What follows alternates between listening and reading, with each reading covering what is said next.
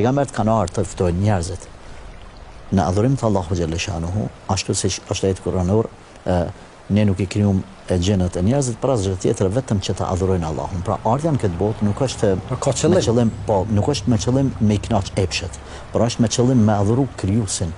E pse Allahu xhalla shanuhu po lyp me adhuru, me pa praktikisht jo se di Zoti. Mund t'i dërgon të njerëzit në xhenet dhe në xhenem hiç pa I qitë në dunja. Pse I solli? Thot pejgamberi sallallahu alajhi wasallam, më shumë ti që e do arsyetimin është Allahu. E do më arsyetuar rob, me thonë rob jam vetë ti e lype xhenetin ose fitove vetë ti xhenemin, edhe pse na themi në xhenet njëri nuk shkon me punët e veta, ashtu ka thënë pejgamberi sallallahu alajhi wasallam, thot as unë vetëm nëse Allah me rahmetin e vet. Punët çkan, punët janë një lloj me vërtetu praktikisht se ti ose unë ose ai tjetri, Allah na bëft të tillë, jemi të gatshëm me u nënshtruar ndaj ligjeve apo para urdhnave të Zotit Azza wa Jall dhe mu largu prej harameve.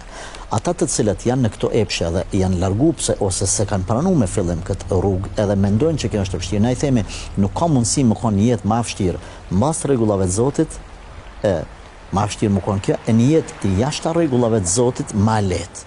Atia mërmene që është më lehtë, por na themi, është njëjtë sikurse një person I cili ose një makineri që I përmbat, po kthejmë aty, I përmbat manualit që e ka prodhuar se ka bën se kjo që ka duran, që ka ban, që ta nuk bën me shtin këtë rrymë se e prish motorin, I djeg kablat.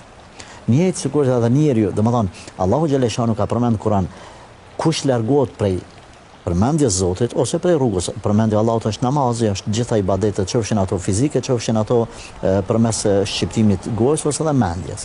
Kush largohet prej përmendjes Zotit, do ta ketë një jetë vështirë.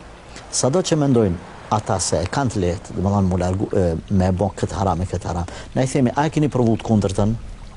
A keni të provuar që me jetu me rregullat e Zotit, me fal sabahin, bismillah, edhe me shku dita marë. Unë kam përmenë edhe me një ders tjetër. Vetëm nëse sabahin nuk do të kishte kur gjë tjetër shpërblim, as sevapët e sunetit sabahit që ka thënë pejgamberi sallallahu alajhi wasallam është më mirë se dyja edhe çka kanë ta. Suneti pra me do kanë farzi. Vetëm ai lezeti shkumis në xhami. Edhe masi del prej xhamis prej sabahit, ai flladja, ai knasia kur merr frymë shlir mas sabahit, provojeni këta.